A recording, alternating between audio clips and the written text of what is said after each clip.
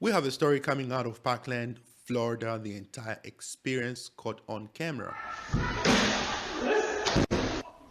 Yeah, the loud sound you just heard is the head of a security guard hitting a glass window after a man slapped him.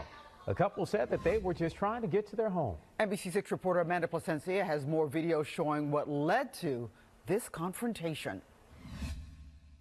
Give me my license back.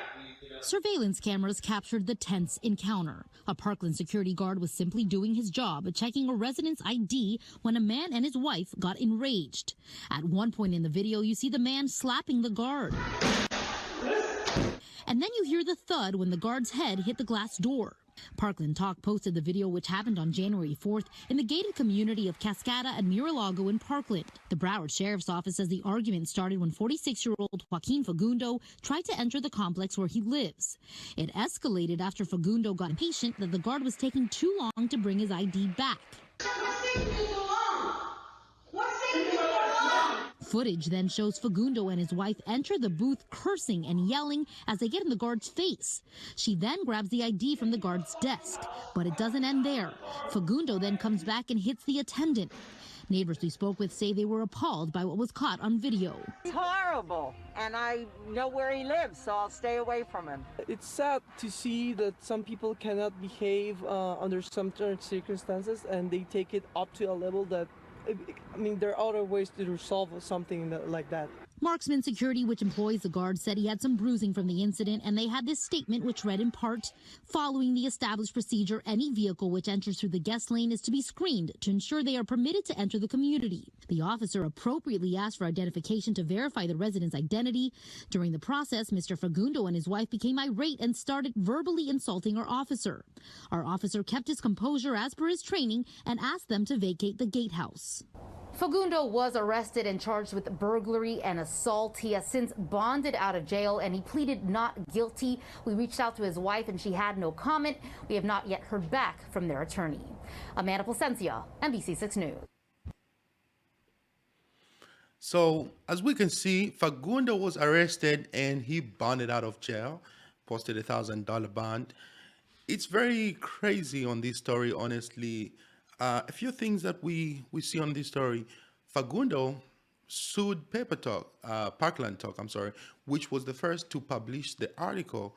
And he was trying to sue them because he felt like they didn't have any kind of leverage on this story. He sued them that they were ruining his reputation after they wrote about him. So what did they do?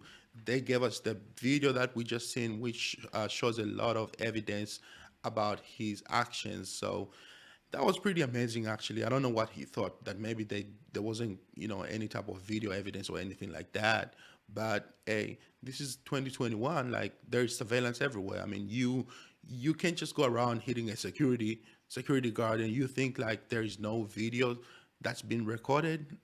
You know what I mean? Like, these people try to act smart, but it just shows you how dumb some people can be and thinking that, they can be the law at the same time. And I don't know, I just don't get it. But one interesting thing that I see about this is you choose to live in a residency where there is security provided so that you don't have a situation where people are just randomly coming in your residency, like anybody can just walk in and walk out.